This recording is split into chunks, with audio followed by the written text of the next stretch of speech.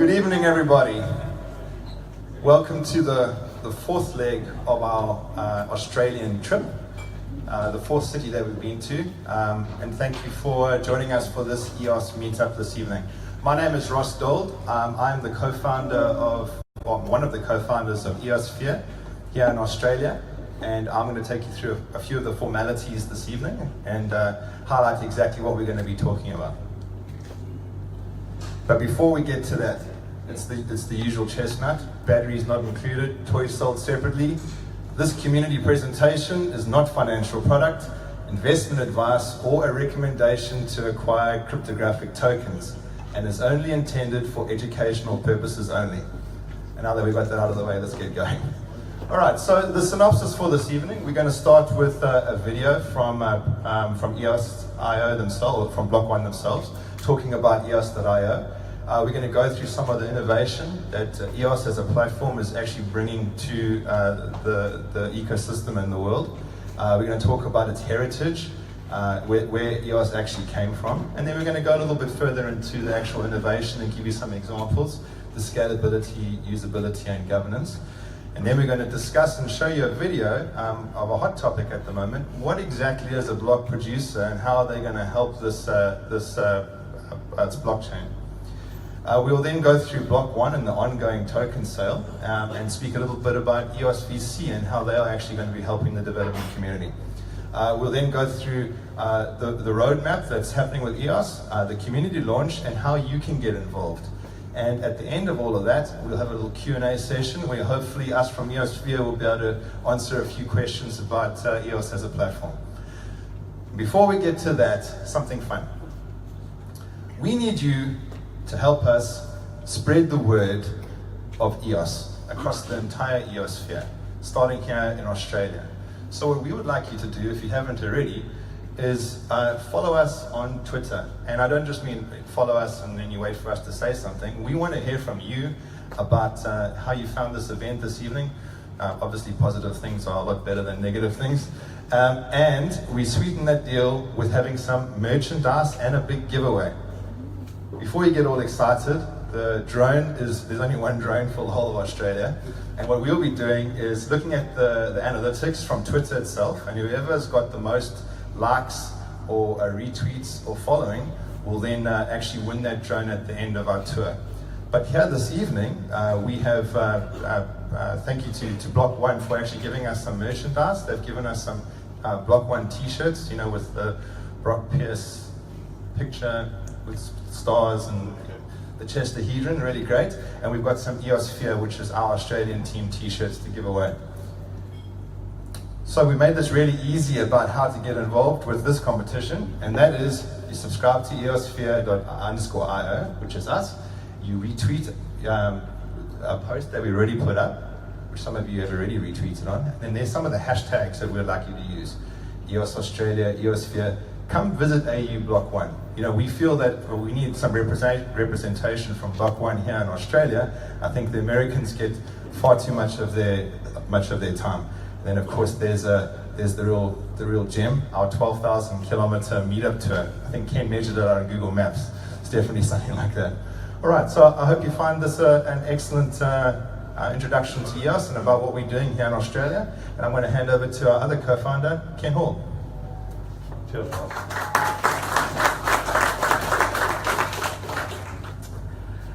Welcome everyone. I am absolutely delighted to see the turnout from EOS Sydney here. It's really this is what the whole meetup tour is all about. Rick, see if we can get something fixed on the feedback here, thanks. When we started, maybe at the end of last year, just at the start of this year, saying, well, how can we get involved within EOS? We thought no better way than to actually run a series of meetups throughout the country. Ross, what about your mic? Turn it off. All right. And so this is a result of that. We started our tour in Perth in late February, and we're heading off to Melbourne tomorrow. The whole idea about the meetup tours is to bring you guys together so that you can actually talk about EOS, talk about any projects that you're working on, and maybe even find out how to get involved. and for some of you, find out, well, what is EOS? What is it all about as well?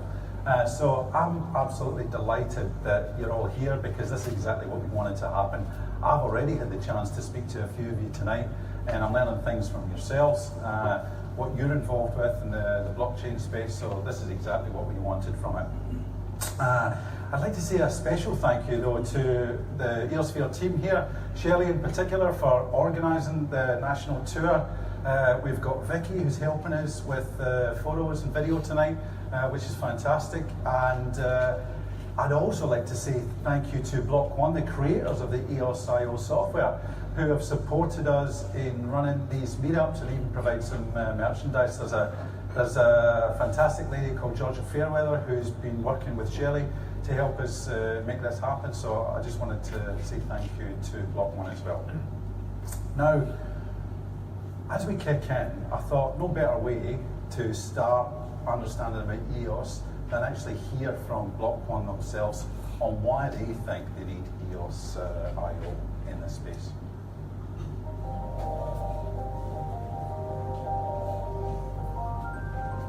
EOS is a decentralized autonomous corporation that is designed to allow people to build decentralized applications. It allows them to build them, host them, and govern them. It's our first open source software. And so it allows developers to build a blockchain. And it's a programmable blockchain that allows you to deploy applications without having to have any servers. And that's just the beginning of what EOS can enable. Right now, we're kind of at a roadblock. We have all these ideas and things that we want to actually produce, but the existing platforms do not allow us to get to a live environment. We can develop, we can get ready, but we can't actually put it into produce. So you take a look at Steven. If you wanted to put that on a public blockchain like Ethereum or Bitcoin, it would be looking at something around $100 to $200 million a year just to host the likes associated with that social media network. EOS is unique in the blockchain industry because it's the first platform designed from the ground up for scalability, which means we can support millions of transactions per second with sub-second latencies. We're closing a huge gap between what we know is capable of this industry and what existing platforms are capable of now. With Ethereum and Bitcoin, you're looking at 2 to 20 transactions a second, 5 to 6 million US dollars a day. So we're really looking at 10, 20 US dollars per transaction and very limited throughput. EOS completely changes that. In addition to being parallel, it allows for millions of transactions per second and over 50,000 transactions per thread. We drop the price of a transaction from something like $10, $15 per transaction to a 5,000th of a cent. So what it really is doing is it's allowing mainstream adoption of blockchain, because for the first time businesses can actually build an enterprise scale application. It's the first blockchain technology that can support real world use cases serving millions of users. Up until this point, we've been dealing with technology that's been very exciting, creating new currencies, but just hasn't had the throughput to enable the massive decentralization that we want to see. Everything will be better, faster, and cheaper. Everything will be more connected. Everything will be more trustworthy. Everything will be more secure. It's not a matter of if, it's just a matter of how and by whom. There's many sides and there's many ways to get involved in EOS. And I think the people that get involved early are going to have the opportunity to deliver products and services faster. People that are building on the testnet have the ability to launch a centralized application, and I think that early involvement is going to define the biggest beneficiaries. Things are about to get real, because we have the ability to deliver services that can impact not just tens or dozens or hundreds or thousands of lives, but millions of lives and eventually billions. I believe everyone who loves freedom benefits from the EOS platform. That's why I'm creating EOS, to empower more people, to create more tools so we can all build a freer society together. I really, really hope that in 10 years, blockchain will make us all more free and more prosperous. Everything that exists is no longer going to exist in the way that it does today. Everything in this world is about to get better. Don't you just love Brock Pierce's passion? There's one thing in that video that really stands out for me, and I think if we as an industry are honest with ourselves and ask have we really realized the promise that we've made in terms of what blockchain could potentially achieve? I think, if we're honest, we'd probably say no. We've got some great use cases out there in terms of digital currencies, but in terms of really decentralising the world, we're not there yet at all. And I think the point that Block One are making is that it's probably because we haven't had the platform to actually enable it. There is no platform today that will allow thousands of concurrent decentralised applications serving millions and millions of users. And that's really what Block One have set out to solve with EOS.io. Let's have a look at some of the characteristics and unique capability that EOS is using to actually deliver on that promise. Usability, I think, is probably one of the most underrated aspects of blockchains in general. My history and heritage is actually as a data center professional, and I was always told when it came to infrastructure, look, your stuff's just the plumbing. It's really the applications that matter. It's what people use. And I think the same is true really of blockchains. It's how can we make blockchains easy for people to use? In fact, so easy they may not even know that they're using the blockchain. Well, there's a couple of capabilities within EOS that should make that happen.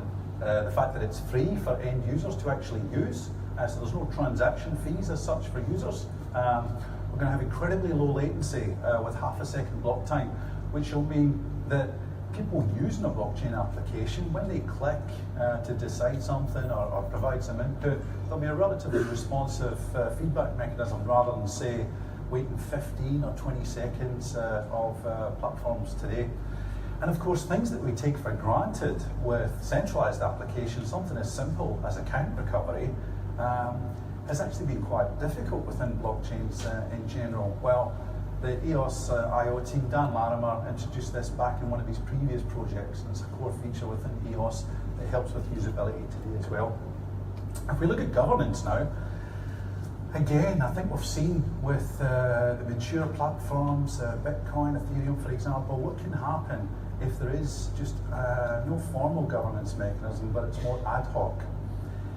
If for difficult subjective decisions that humans need to make that cannot be programmed, then there's the risk that the platform and community split via fork because there's no mechanism in place to actually make it easy within the platforms themselves.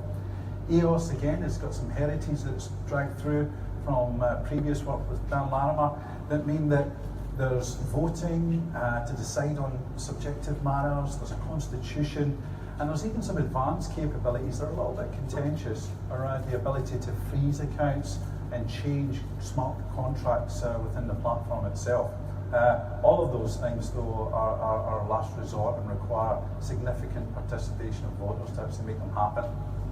And then the final piece, the defining piece around EOS's scalability. How do we support thousands of concurrent dApps with millions of users? And there's some incredibly smart people working within the Block One team developing the EOS.io software, and we'll show you some of the heritage that they've brought into this again that shows you how we can achieve these levels of performance, primarily from things like the consensus mechanism that's used within EOS, and also some new capabilities such as parallel contract execution and being able to scale horizontally and vertically for blockchain infrastructure as well. Delegated proof of stake, which is a consensus mechanism, we're on a third iteration now from Dan Larimer's work, is a core part of EOS and actually supports many of those features from usability all the way through to scalability as well. We touch a little bit on it later as well. Let's actually have a look at what is EOS's heritage, where does it come from, why can we make these claims with confidence in terms of what it's supposed to achieve? Well, let me tell you a little bit about myself. I got involved in blockchain back in late 2013, and it was actually my co-founder, Ross, who introduced me. He was a Litecoin miner at the time. And myself, being who I am, I'm like, well, that's great, but let me go and research these other projects. And I came across something called ProtoShares, which was actually the precursor to BitShares. I took the red pill. I immersed myself in all of this, got absolutely involved in BitShares. I was actually a founding witness within the BitShares network, so was Ross. I actually worked on a project with Dan Larimer personally. One of my claim to fame is that Dan helped fund my project within BitShares. Moved on to Steam. We actually were involved again in the early days of Steam in helping to launch the Steam network as well. But the reason I'm mentioning this is that this heritage has come from late 2013. So we're building on platforms that have been around. First off with BitShares and the decentralized exchange. That's running today, has been running super smooth, 3-second block times, all since 2014, and actually supports over $1 billion in decentralized crypto assets today. Steam, or Steemit, that you may be aware of, the blockchain-based social media platform, actually pays you for your content and for you to curate others' content as well. Revolutionary. I think it's one of the really misunderstood platforms within the space. And EOS intends to inherit a load of that capability within the EOS platform as well. Dan himself said he needed to work on these specific application solutions before he could move to a general purpose platform. He needed to learn the lessons about how to develop these single purpose solutions before he could possibly make EOS. And let's have a quick look now at the performance heritage of these platforms that again, he's brought through to the EOS platform. What we're looking at here is information from a site called blocktivity.info. Blocktivity shows the throughput for the common blockchains in terms of transactions per second per day. We can see Steam, the social media platform I just spoke about, averages around 1.7 million transactions per day. So every like, every upvote, every re-steam, similar to a retweet in that platform, actually results in an action on the back-end blockchain. Steam is probably averaging around 20 transactions per second today, which is a fifth of 1% of what it's capable of. That's what the little dial at the end there is signifying, is that it's basically not being used today. Yet there's hundreds of thousands of users, maybe a couple of 100,000 users I should say, for that particular platform. If we compare with, say, Ethereum, which we all know and love today, Ethereum is topping out probably around 10 transactions per second. And when I produced this report and when I checked again recently, there was a backlog. So we're kind of at its limit right now of what Ethereum can do in terms of throughput. There's some fantastic development and research going on how to scale Ethereum. I think we're definitely going to get there, but it might take some time. BitShares, the decentralized exchange, humming along at 8 transactions per second. And Bitcoin itself runs about 2 transactions per second. It's actually now, it's only 35% utilized today. We've had periods in the recent memory where it's maxed out as well, and we've had a bit of a backlog, and we all know what it feels like when we try and use Ethereum or Bitcoin to transfer some funds, or actually use one of the dApps when there's a bit of congestion. It can be pretty frustrating. Now, if we look at Dan Larimer, the CTO of Block One's previous projects, Steam and BitShares, we can see that that's actually responsible for more than 60% of all transactions on the most common blockchains today. And that's the heritage that is brought through to EOS.io. And as we've seen, those blockchains aren't being used when it comes to throughput. Now you might say, well, this is all great, but why is transactions per second important? And it really comes down to EOS's mission in terms of providing that general purpose platform to support true enterprise scale applications. If we look at Visa, for example, which aligns with the first application there, Visa requires around 20,000 transactions per second. Pretty significant. If we move on to social media, just the likes on Facebook alone require 50,000 transactions per second. And then if we think about creating a decentralized version of a centralized exchange, such as the ASX or the NASDAQ, for example, we need to be able to achieve throughput of 100,000 transactions per second.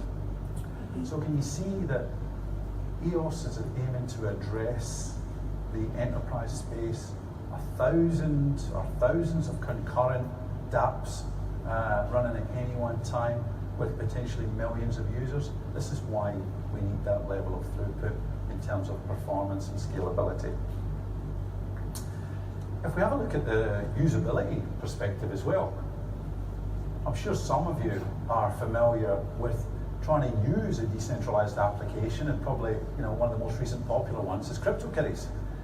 Now, you guys have probably gone through all that pain of, well, one, you know what a cryptocurrency is, you've managed to sign up with an exchange, you've waited 2 weeks for them to verify you, then you've managed to send funds to it to actually buy some Ethereum, for example. Then you've got to worry about, well, where am I going to store this stuff? I've been told I shouldn't leave it on exchange. I need to keep it in my own private wallet. You need to learn to use MetaMask, for example. And only then do you actually get to use the application. That's a significant amount of friction that we're asking people to go through before they can actually use an application. If we can remove that friction, then that's going to be a fantastic attribute of the platform. If we contrast that with what Steemit achieved, so Dan's last project, you can sign up to this platform with just a username and a password. You didn't have to buy any cryptocurrencies, you didn't have to worry about a wallet. And in fact, once you start blogging and people upvote your articles, you'll actually earn cryptocurrencies. So Dan's learned by removing transaction fees to actually use the blockchain application. He's taken it to the point where we can really remove all of that friction and make it easy for people who don't know or don't even want to know about cryptocurrencies to use a decentralized application. With Steemit, for example, this lady here, Isabella, she's actually a Queensland small business lady. And she blogs on the Steemit platform and has been doing it since nearly the start, and she's very successful on it. She herself actually admits that she's no crypto expert or even an IT expert, but she's been very, very successful on the platform. Beneath everything that happens on the blockchain, when Isabella's using it, every single vote, retweet, or re-steam is recorded, but that's all abstracted. The ideal that we're trying to get to is where people just don't know that they're using a blockchain, and EOS supports that by removing the need for users to pay for transactions. We'll cover off how that's covered a little bit later. Well, actually, now. App developers. Again, it's all about the apps, stupid. If EOS really aims to attract the developers and the applications that are going to make it a true world-class platform, general purpose platform, then we need to make it easy for developers. Some say that the OS within EOS actually means operating system. And Dan and the team have realized this and have built a whole stack of services such as account permissions, databases, inter-app communication, so that you as a developer don't actually have to reinvent the wheel. In addition to that, let me tell you how the token model works within EOS. If you hold 1% of EOS tokens, then you're guaranteed to be able to use 1% of the EOS network in terms of compute, RAM, bandwidth, etc. forever. So, by the way, if anyone here does have 1% of the EOS tokens, I'd love to meet you, so give me a shout out afterwards. The native language for EOS is WebAssembly. WebAssembly is a language to deliver nearly machine code speed web applications. It's supported, sponsored by Google, Apple, and Microsoft, and there's a whole load of work going on in terms of providing different compilation platforms to get to WASM as well. Currently we have C, C++ today. I think they're working on Rust to add as an additional language as well. So if you're familiar with C++, you can get started with EOS contract programming right away. Block 1, the EOS IO team are developing general purpose APIs for you to interact and query the blockchain as well. There's a JavaScript one there on GitHub right today. And by the way, I should mention, if you are a dApp developer, there's an excellent tutorial coming up, online webinar from the Object Computing team, who are actually contractors working on the EOS IO software in April. If you want to find out about that, it's in an EOS digest that we produced. If you look through our Twitter history or go onto Steam it, you can get details of that, or come and ask me about it. I'll ship them through to you. But EOS is holy, and what Dan's trying to achieve, if you're a full stack developer today, then you should be able to get up and running, quickly developing decentralized apps on the EOS platform pretty rapidly as well. Governance. Blockchains are run effectively and managed by people in terms of the development and the like. So humans make subjective decisions. And blockchains evolve, they're not static. New capability features are added all the time. I had the privilege of actually meeting Charlie Lee, the inventor of Litecoin, today at a meetup in Kirribilli, I think. Ross and I went up, and he's progressed that particular platform significantly, introducing Sedgwick and Lightning Network capability within there as well. So having a mechanism where the community says, okay, we are going to do this change within the platform, and making it seamless such that there's no contentious splits within the community or within the blockchain itself is pretty valuable. Again, Dan Latimer's recognised this, he's had this within Steemit, limited extent BitShares, and now EOS as well. The way these decisions get made within the EOS platform is when token holders essentially delegate their vote to entities called block producers, which we'll touch on in just a second. There's special powers or special capabilities within the EOS platform that I think is really friendly to business in terms of helping them recover from disastrous situations where an edge case bug or a bug not even to do with their particular smart contract results in a loss or a trap of user funds. And if you take the DAO hack for an example, with the EOS platform, if the community decided through voting that, well, the first thing we should do is freeze those funds, then 17 of the 21 block producers would have to vote to say we're going to freeze it. And then there would be further votes to say, actually, well, we need to change the code within the platform without affecting anything. Pretty contentious if you're used to immutable blockchains. But if you're a business, think about this. If you're a business, a blockchain startup or a dApp developer, your entire company or organization's reputation's on the line. I think that you as a business would want to know that there was a safety net of last resort that you possibly can call on if something happened that could completely destroy your company or reputation. And the inbuilt governance mechanism with the Constitution is a core part of the EOS platform which differentiates it. I touched on discussed a little bit about block producers there. We've actually developed an animation to actually help explain the role of a block producer, and we'll show you that now. In this video, we're going to explain to you the role of an EOS block producer, brought to you by the team at EOSphere. Block producers are decentralized entities that operate and govern the EOS blockchain on behalf of the EOS stakeholders. Block producers are likely to be companies that invest in and operate data center infrastructure to support the enterprise scalability needs of EOS. Block producers are elected by the EOS stakeholders. Therefore, they are likely to campaign to attract votes from the EOS community. Block producers work for and are incentivized by the blockchain, earning their share of block rewards in the form of EOS tokens. Block rewards. There will be many block producers. However, only the top 21 block producers by vote form consensus and take turns to produce the blocks in the EOS blockchain. All block producers earn EOS tokens from inbuilt token inflation to incentivize them to perform this critical role. Standby block producers do not produce blocks, however they are incentivized for their role, ready to step up should they be required at a moment's notice. Rewards are reinvested to grow the EOS ecosystem. All block producers operate independently and are ideally distributed throughout the world. Block producers are held accountable by the community and are expected to reinvest block rewards to maintain and grow the EOS ecosystem. Let's look at the ways a block producer may reinvest. Data center infrastructure and operations. EOS blockchain governance. EOS community support and engagement.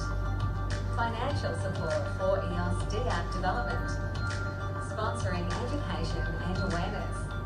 Creating a positive value feedback loop.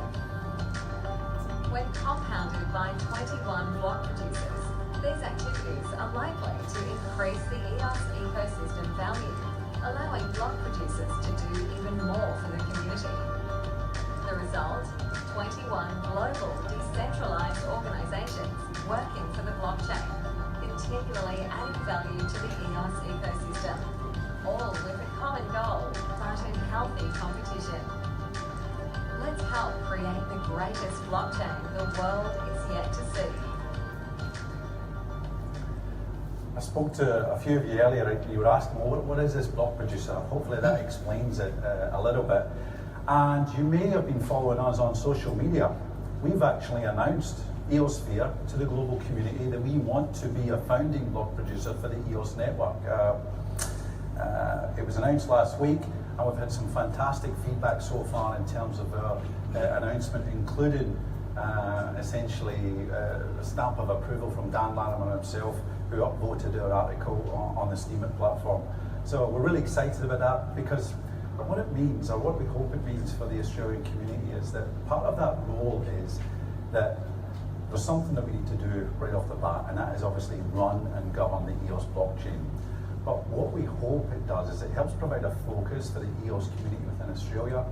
We hope to use some of the rewards from block production to help sponsor DApp education, potentially even help DApp developers understand if the EOS platform is right for them, and really promote education and awareness of EOS as a platform throughout blockchain business and community within Australia. So, and we were really passionate about saying, well, let's stand up and make this happen, because if Australia doesn't, then we'll just get passed by in effect. So that was our big announcement, and it's really one of the core reasons for EOSphere to exist. With Ross and I, we've got lots of credentials that mean that we might be attractive to the global EOS community in terms of our background in designing data centers for hospitals and banks, and of course the fact that we've worked for graphene-based projects and done this role in previous platforms as well. So we're really excited, and we're chomping at the bit to try and make sure that Australia is well represented in the community launch later on this year. Let's talk a little bit, change gears and talk a little bit about Block 1, the crowd sale, and the EOS VC announcement that happened in January as well. Now, there was loads of controversy when the token sale for EOS was announced. It was going to be a year long, right? You know, what was that? Some sort of money grab or whatever. There was going to be no fixed cap. There was going to be no fixed token price. Block 1 had actually hinted that development of EOS had already been funded. So we were all asking ourselves, well, why do they need this token sale? Partway through the token sale, US and China were excluded from participating, or found out that that's because of regulatory uncertainties that they had to do that. And the most contentious probably of them all was that Block 1 were not going to launch this blockchain. They are just developing the software. They were going to ask the community to get together with themselves and actually launch this, and that's where we were born in effect. And I'll tell you that there's some fantastic work going on around the world right now with colleagues literally from dozens in the US, the UK, Singapore, Korea, to actually come together and start this platform. When you look at the token sale, one of its aims for this year-long period was to try and get a broad distribution in terms of ownership. I think really, community is what makes a blockchain successful. And if we could, well, if Block 1 could ensure that there was as wide a distribution as possible, then that would mean that it had a really good chance of being successful. We ourselves have done some statistics and analysis on the crowd sale to date, and that's what the chart on the right essentially shows. When we took this snapshot, there was around 26,000 registered token holders, and the distribution. I apologise, you can't see the numbers on the chart there, but the majority of token holders have 1,000 or less EOS. There's a few mega whales again at the right that maybe have 1 million plus, and again, if you're one of those, I'll come and have a chat with you later. I'd love to have a chat with you. But in essence, I think they've achieved that, and there's actually maybe a fifth of the period still to go. The crowd sales actually, token sales actually continuing. Now, with the token sale coming to an end in June, anyone got any ideas of how much they've raised so far? It's the largest, I'll tell you, it's the largest crowd-funded project in history. Over $2 billion. So they've raised over $2 billion. Some of your funds have contributed to that. So why do they need all that money? Well, we kind of found out in January when the Korea meetup. Block 1 announced the creation of EOS VC, essentially a program to deploy over $1 billion of token sale proceeds back into the EOS ecosystem via the EOS VC program. The first EOS VC partner was announced right away, Tomorrow VC, and that's actually related to Eric Schmidt, the ex-Google CEO. We haven't yet to see what projects they've sponsored, but pretty excited, and I'm sure we're probably going to hear something around that soon. The second announcement a week later was with Galaxy Digital, run by Mike Novo. Some of you might know Mike.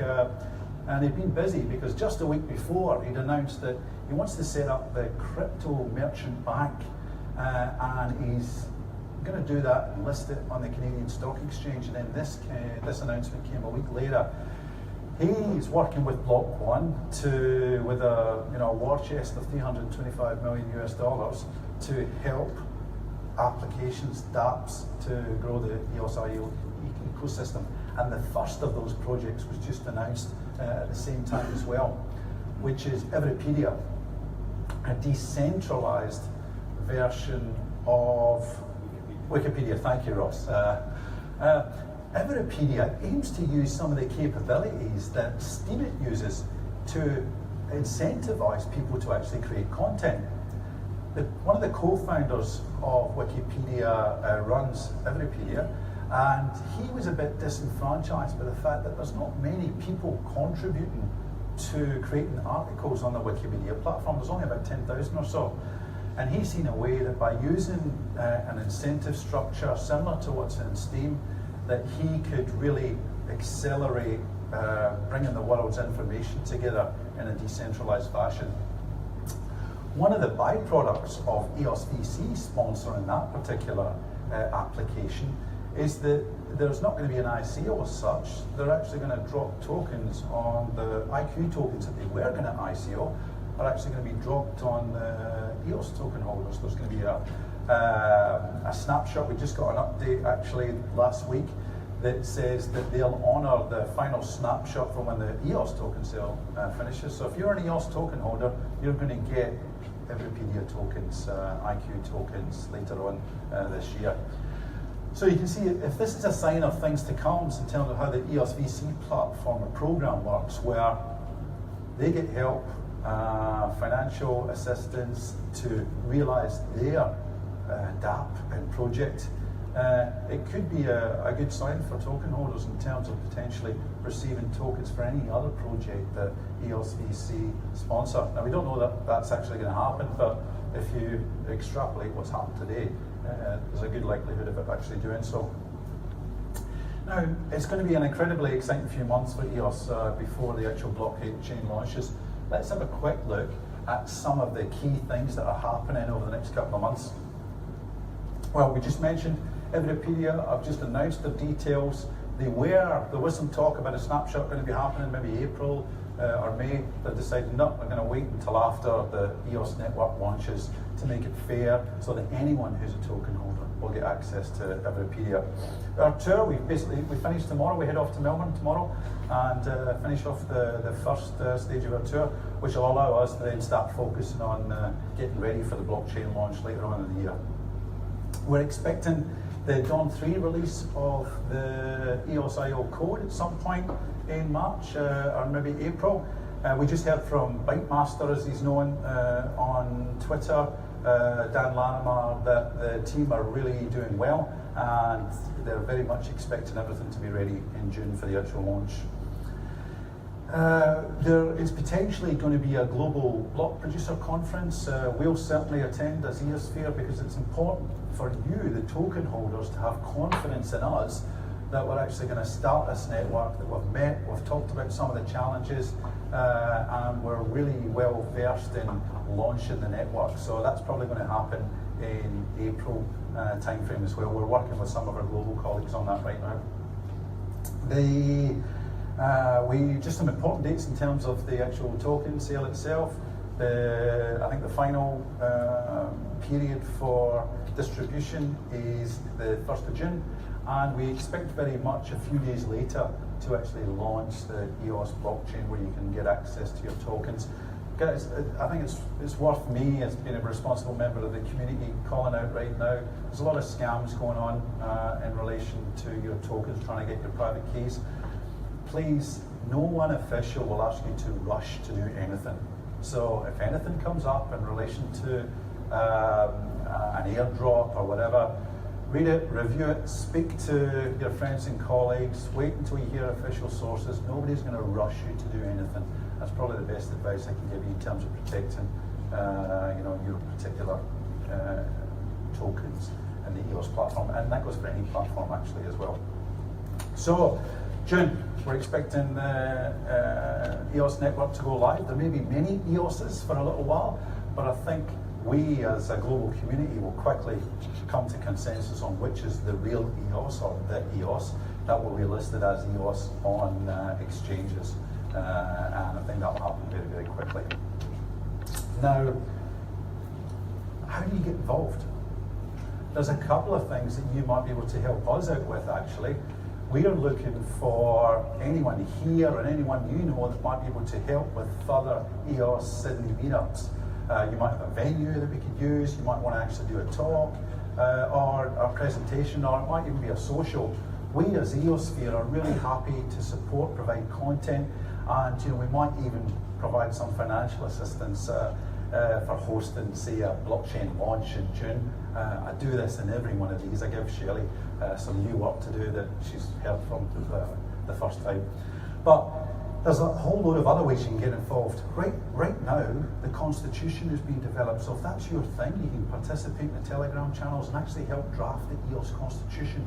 You can think about governance and contribute to the governance protocols that are going to be built into the platform as well. Maybe you're a technical guy, maybe you want to be a block producer. Great, the more block producers we have in Australia, there's loads of roles depending on how big your team might be, and might just be yourself. For standby block producers, the more that EOS can hear about Australia and Australia community, I think will only help us down here. And on the Twitter sphere, again, Ross will come back to it, but we need your help to try and get Block 1 to Australia. We nearly had them, but I think with your help we can actually get them here as well. Now, before I leave you with some final thoughts that actually kind of tell you why I'm involved in blockchain as well, I want to thank you personally for creating the EOS Sydney community, being here tonight. This is a real validation for the effort that we've put into this, and I'd just like to say thank you very much for coming, talking to each other and building this community. So thank you very much. Good on you.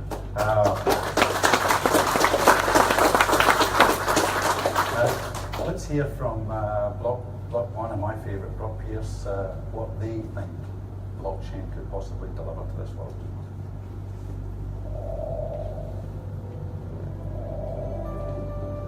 Blockchains are based on the concept of free speech. Everything you say is published to a blockchain. Blockchain is an irreversible public record that's replicated across computers all over the world.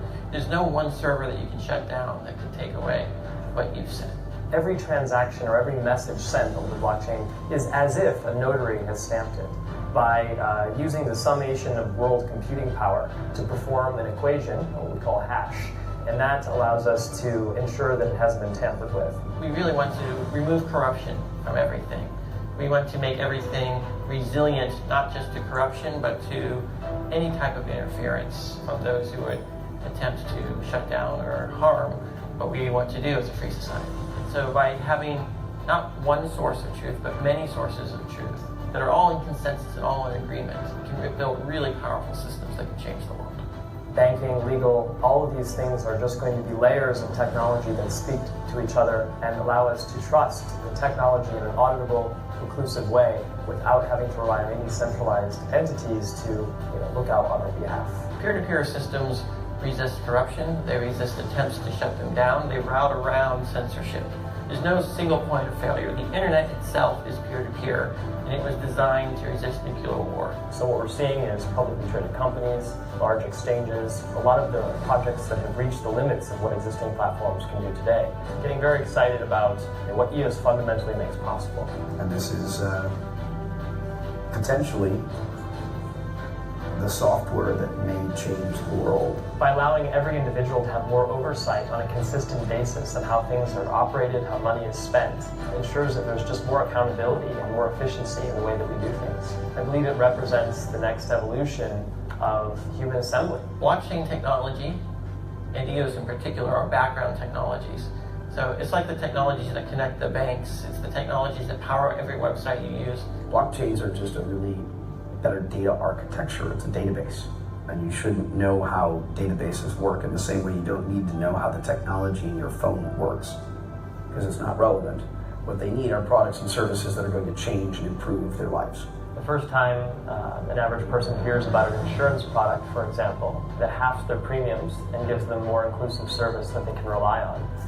When a child with cystic fibrosis has to submit some type of experimental surgery to the insurance claim, and they're being judged or approved by other people in their same situation. This is going to lead people to adopt cryptocurrencies so that they can take advantages of the services that lower premiums or provide just fundamentally better products. We're disrupting the centralized services that are taking a cut out of everything. These systems in which the internet is built on was still a world designed for paper. And at some point we had to throw out the old system. And the blockchain is essentially the enabling technology on which we're building the new world. That means having reputation, identity, dispute resolution, all on a blockchain. We take these things for granted, that we've got bank accounts and credit cards and these things that make our lives kind of function well, and most of the world doesn't have it. And so the same way that the internet democratized knowledge and information and communication, this technology is about to democratize the financial world. And it's the least fortunate people on the planet that stand to benefit the most from it.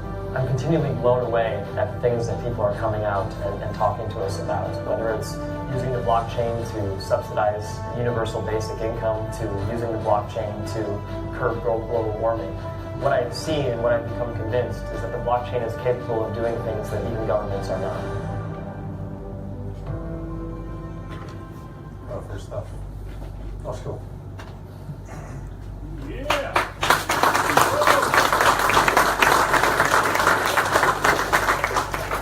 All right. Some useful links. If you want to take a photo of it, it'd be pretty good. On the left-hand side, EOS.io links, and on the right-hand side, us at EOSphere. Our YouTube channel, EOSphere. Most of our stuff that we write on our blog at Steemit always link back to our YouTube channel, where you can find some instructionals and that cool animation with the writing about how a block producer actually works. Of course, our Twitter account and EOS.io's Twitter account, as well as an excellent white paper on the fundamentals behind EOS itself. Two excellent forums. The one on the top is EOS Go. It's one that we primarily use. The guys at EOS Go also run a channel called EOSRad.io, where us as EOSphere will be interviewed on Monday New York time next week, so Tuesday for us. They're really great. And then of course the EOS Talk, which is the same guy from Bitcoin Talk, Fuzzy. And he's also another excellent source. You got the, all right. Okay, and I just want to remind you about our giveaway. What I forgot to tell you is once you've actually hashtagged and retweeted our tweet, can you please come and show Shelly, put your hand up, Shelly.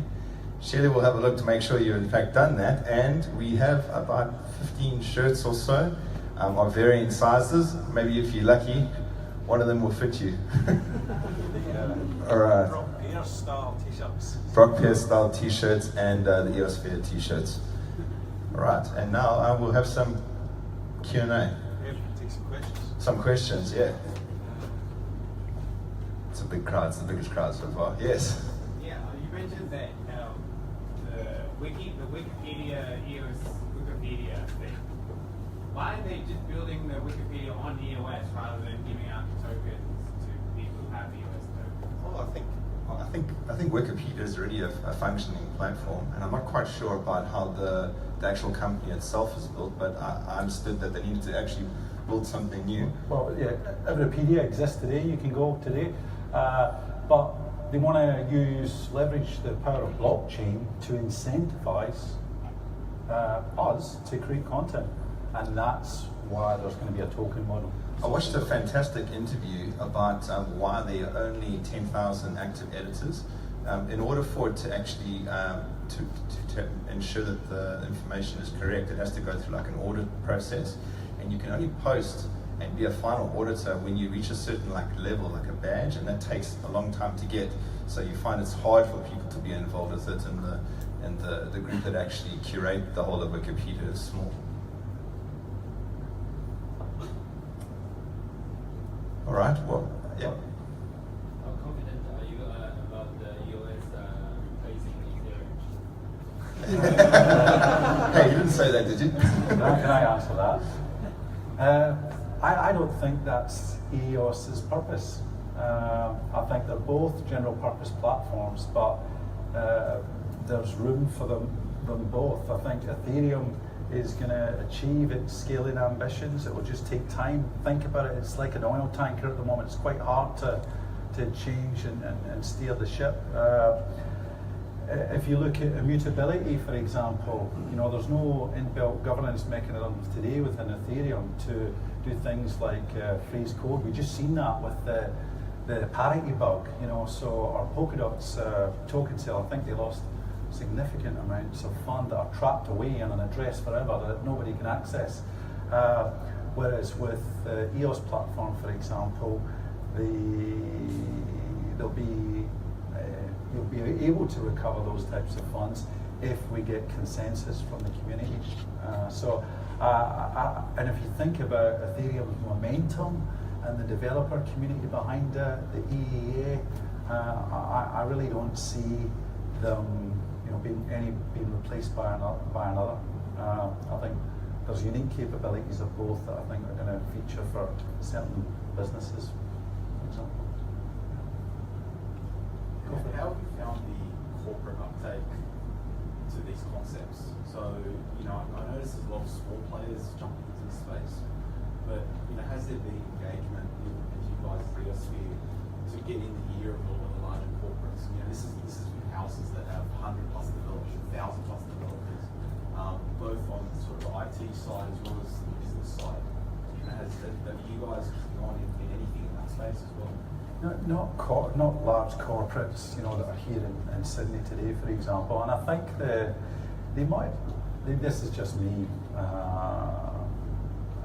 my thoughts, but they might be sitting on the sideline. If you think about it, there is no platform yet. The code base is changing daily.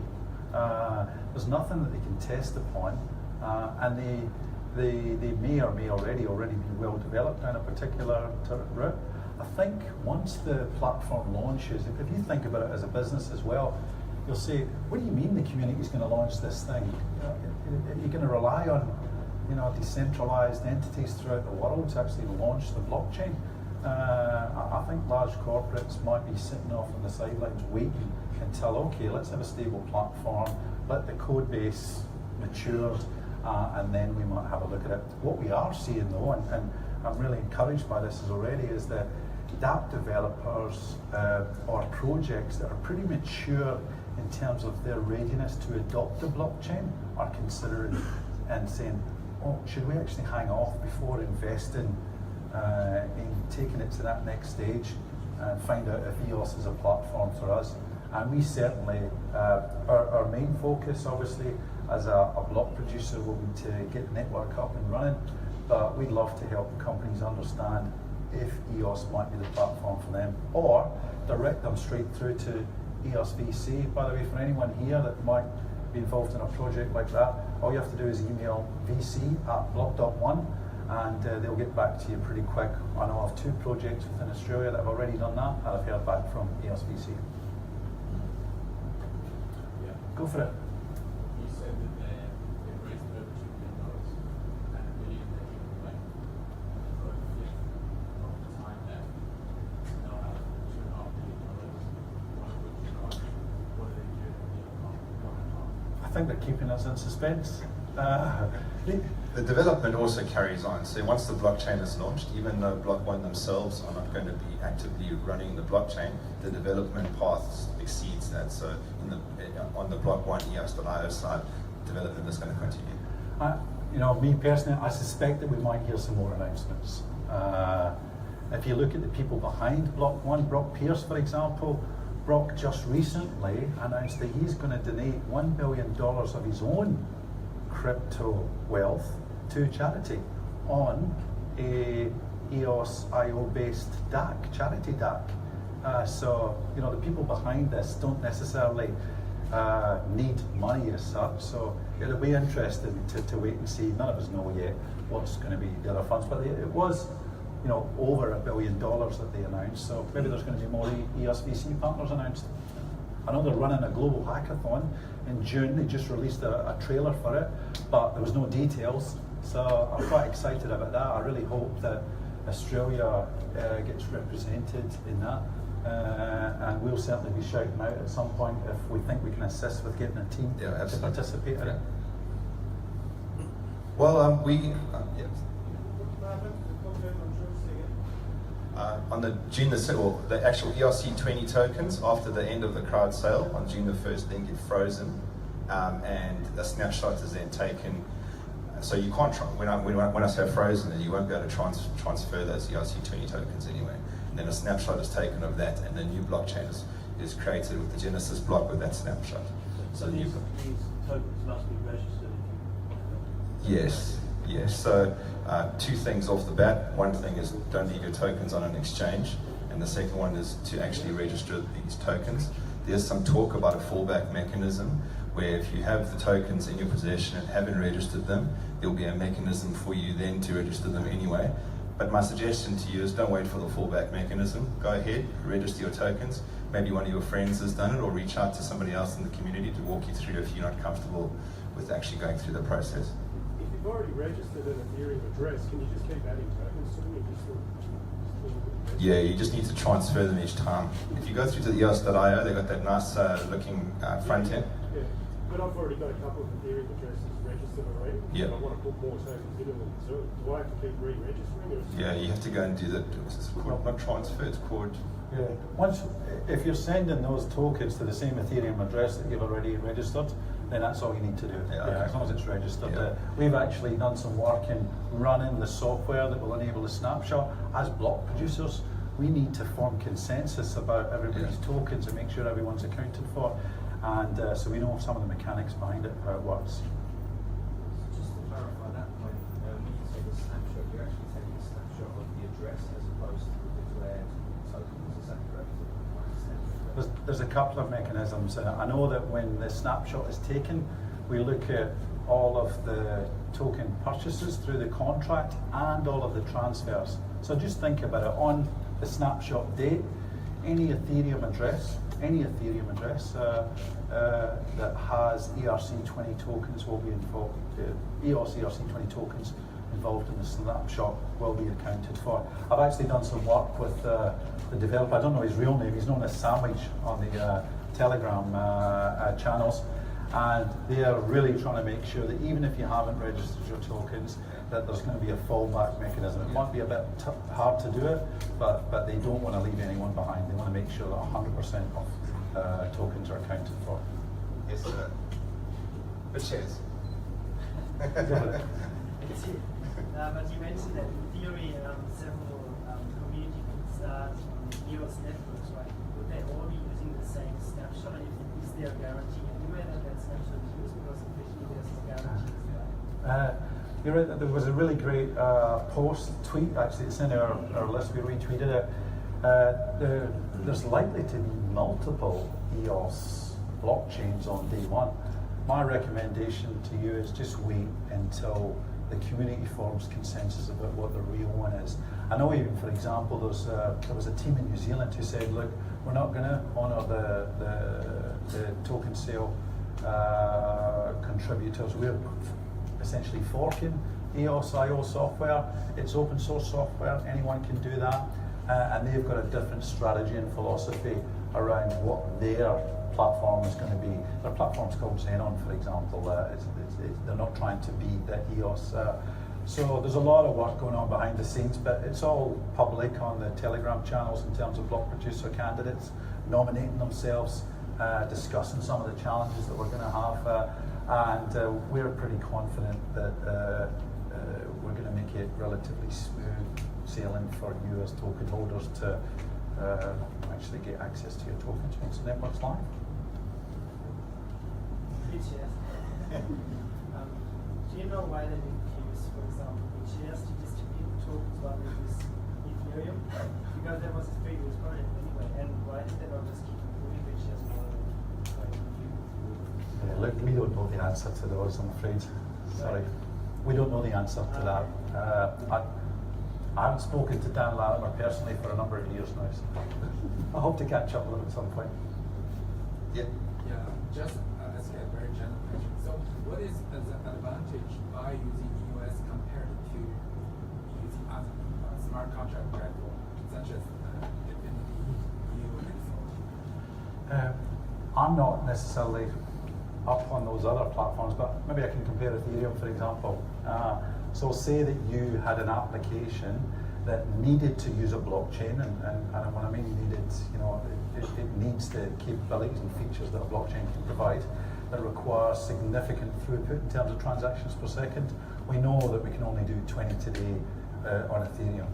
So I think we've all experienced a bit of congestion, for example. So you might, if your application requires a blockchain and requires that business logic to actually be enacted on a blockchain, and it's more than 20 transactions per second that's required, and you need some level of guarantee, then EOS might be the right platform for you.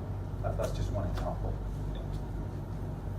All right, we have the venue for another 25 minutes or so, and the rest of the EOS team will be walking around, so happy to take any more of your questions. But thank you for joining us here this evening. It's been great to have such a fantastic turnout.